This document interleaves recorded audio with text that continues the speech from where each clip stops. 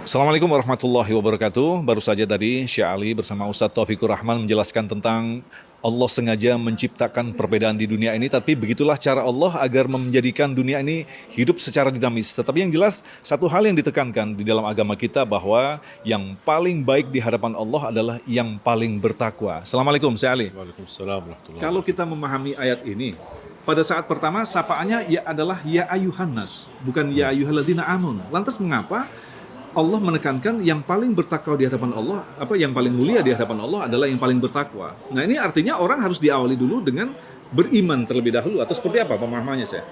Ya, karena Al-Quran ini bukan hanya menceritakan kondisi umat Islam zaman sekarang. Fi khabaru man qablakum, berita orang mendahului kita.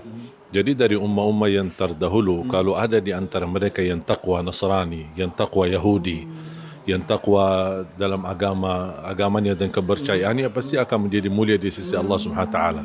Dan Allah juga gambarkan dalam surat Ali Imran, ada di antara ahli kitab yang ahli tahajud, ada di antara ahli kitab yang orang-orang yang tawadu. Jadi Al-Quran ini bukan hanya cerita zaman sekarang dan yang akan datang. Fi khabaru man qablakum, berita terdahulu. Kemudian keadaan sekarang dan apa yang akan terjadi. Ini semua ada di dalam Al-Quran. Jadi Al-Quran ini saling melengkapi. Kita bisa memandang Al-Quran berbeda-beda, tapi di dalamnya saling melengkapi dan saling menyempurnakan. Dan kita sebagai umat Islam, di hadapan Allah, memang Allah tidak menerima agama selain Islam. Inna ad-dina 'inda Allahil Islam. Tapi jangan kita merasa diri adalah kita belum tentu bisa wafat atas Islam. Kita bisa, na'udzubillah, orang-orang sombong. Ada orang ahli ibadah tapi masuk neraka. Ada orang ahli maksiat tapi justru masuk surga. Kok bisa kebalik gitu? Akhirnya, karena akhirnya orang ahli ibadah di akhir hayatnya dia merasa diri hebat. Aku sudah tunaikan tugas saya, aku sudah melakukan yang terbaik. Akhirnya dia meninggal atas ujub. Dia merasa bangga diri. Terus wafatnya dalam kondisi ujub, akhirnya masuk neraka. Kemudian orang yang bermaksiat, dia ingat Allah, menyesal, meneteskan air mata. Ternyata titisan air mata ini ikhlas, betul-betul lillahi ta'ala, berhijrah. Sebelum wafat, mungkin tidak lama. Masa dia di maksiat lebih lama usianya, tapi dibanding dia berhijrah baru berapa hari kemudian meninggal dunia, dia menjadi ahli surga. Oleh karena itu perbedaan ini harus kita betul-betul memanfaatkan untuk kebaikan kita.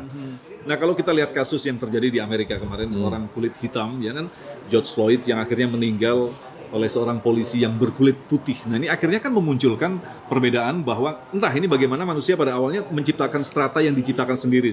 Saya kulit putih lebih mulia, kemudian dia kulit hitam, ya nggak masalah lah begitu. Nah, ini bagaimana saya menanggapi kasus ini, saya? Kalau saya melihat kejadian ini sebenarnya menunjukkan kenyataannya Amerika itu apa.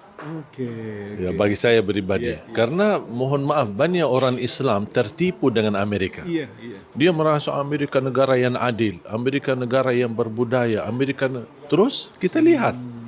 Dan ini kejadian ini bukan baru sekali ini, bukan kali ini, sudah berkali-kali. Berarti negara yang kita anggap contoh baik, yang kita angkat sebagai negara yang luar biasa hebatnya, ternyata dia bisa kalah dengan kondisi atau hal-hal berbedaan. Mungkin kita bagi umat Islam itu hal itu sederhana dan hal itu wajar kita lakukan sehari-hari. Jadi jangan kita tertipu. Padahal Rasulullah tadi saya menjelaskan dalam ceramah tadi memberikan contoh betapa Rasulullah justru mengangkat Bilal yang orang jelas-jelas kulit hitam di situ, yang bahkan dikatakan oleh orang-orang pada saat itu gagak hitam, tetapi dimuliakan di hadapan Allah. Karena Islam ini tidak pernah mempandangi wajah atau warna kulit atau asal-usul orang tersebut. Bilal radhiyallahu anhu mulia di sisi Allah padahal dia berasal hitam. Dari kemudian Afrika, mantan budak. Kemudian Abu Lahab paman Rasulullah dikekalkan di neraka. Berarti yang di hadapan Allah bukan masalah keturunan.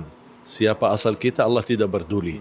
Allah peduli apa isi hati kita, apa amalan kita. Masya Allah. Terima kasih Syekh atas nasihatnya. Dan itulah tadi yang bisa kita tegaskan adalah inna akramakum indallahi atqakum. Assalamualaikum warahmatullahi wabarakatuh.